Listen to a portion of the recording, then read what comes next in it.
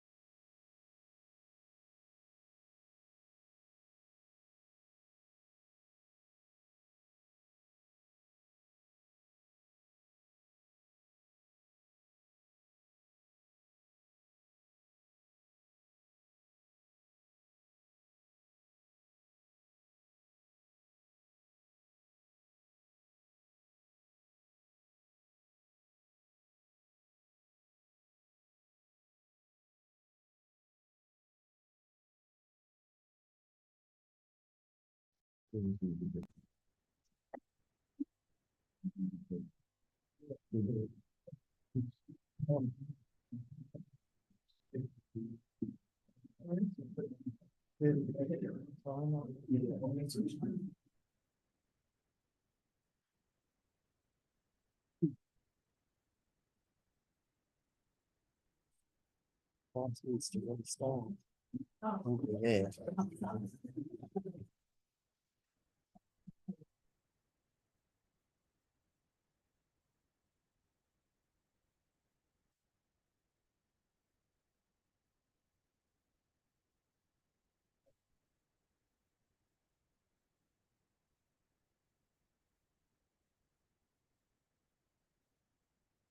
Oh, cool.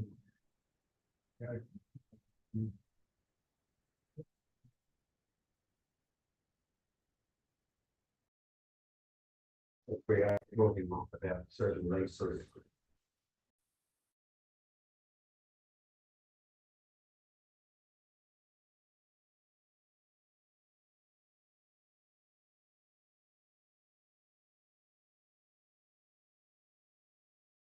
Yeah.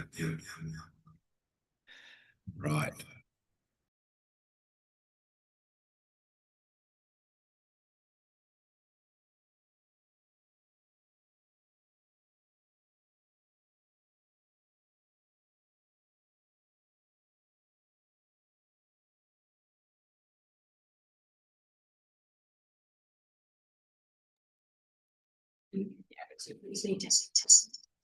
Okay. Yeah. You're good.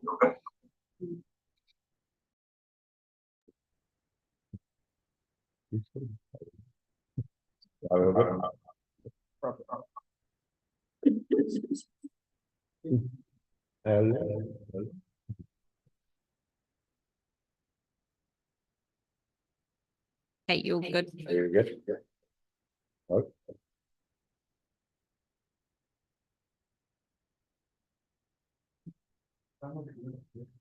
Am I right? Hello, hello.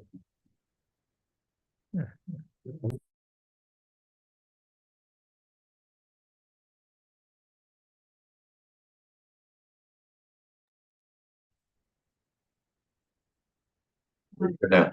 Very good. Are we all go? Okay. Welcome back. Sorry for that bit of a delay if anybody's been waiting, but we're back on board now. So, this lease land workshop. We do have a few that are on leave of absence. Do they had any apologies, but we'll get into it and we'll work through it. Patrick, you gonna leave us there? Yes. That's good. So just some brief introductory remarks. This came out of elections in a finance and performance committee last year prior to the committees being dissolved at the end of the triennium. And what we're seeking to do in the workshop. Recorded. Okay, thank you. Okay.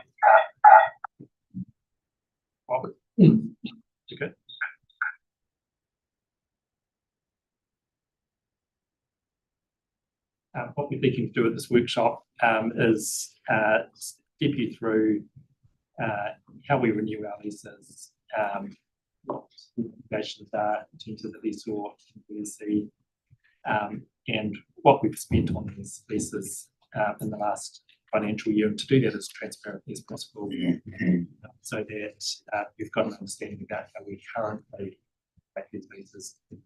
We're very open to feedback throughout the workshop, and if there is feedback that translates into actions about how we manage these leases going forward, then there's primarily in Keith's area, but between Keith and I, I'm happy to take those actions if it comes through. We've got a couple of contextual slides, and then once we're through the contextual slides, we'll get into it. So I might ask Ella to come and talk the first two slides in terms of the leasehold land management policy and the integrated catchment management concept. Yep.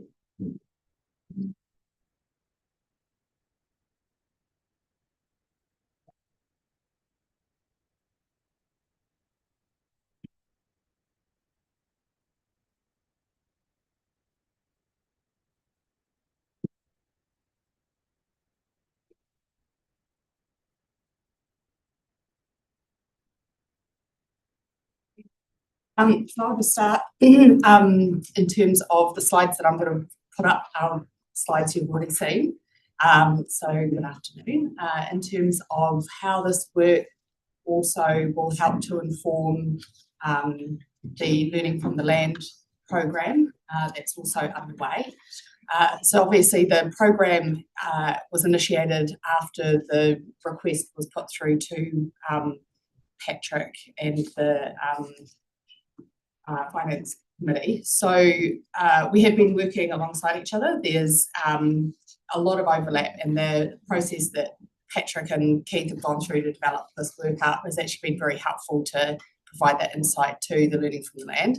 So primarily here today to capture any thoughts that you have around this work and be able to then make sure that it transpires into the draft policy and or operation manual. So really, you know, this work today is the baseline. What are we currently doing? How do we currently manage it? Where we're at? Perhaps a bit of a reflection from me also on how does it, whether it does or doesn't reflect the current policy and what has or hasn't worked in terms of testing that policy and the opportunity to improve on that.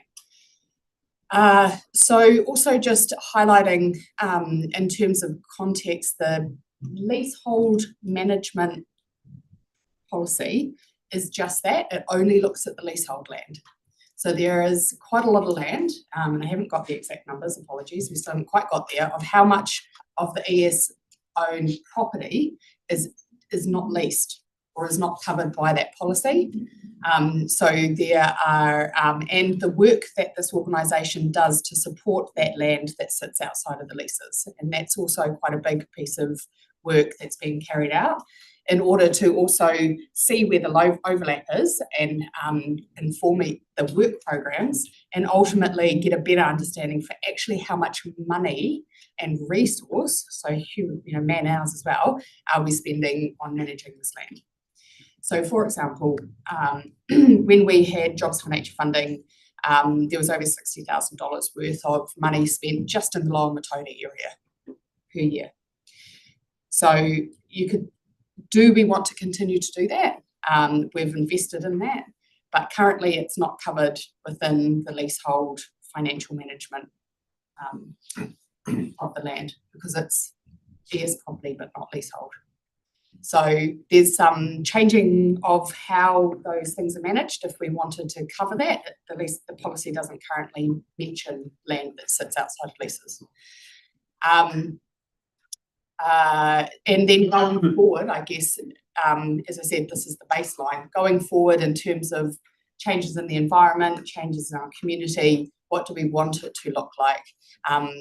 The question around flood management is a really interesting one, like what is flood management and what could the role of that land be? Perhaps not a lot, it's at the bottom of the catchment, but also it hasn't necessarily been battle tested. So, we've seen this slide before. In terms of the current policy, these are the things that it covers across the environmental, social and economic, but provides no prioritisation across those. It just says you need to do all of these things, except for flood management, that's a priority. But what does that mean? That's not clear. And then the next slide really is just in terms of learning from the land, making sure that we're looking at it from a future perspective, as far out as possible really, across the environmental, cultural, economic and social aspects and what are the options really? Project is about the options and about an ability to provide criteria about how you as governors might want to set that up, both for the decision making in the short term, but also in the long term, where it might be able to hopefully Hello, follow can the we just test get of you to time. hold just for a second? Yeah. YouTube is being Buffering.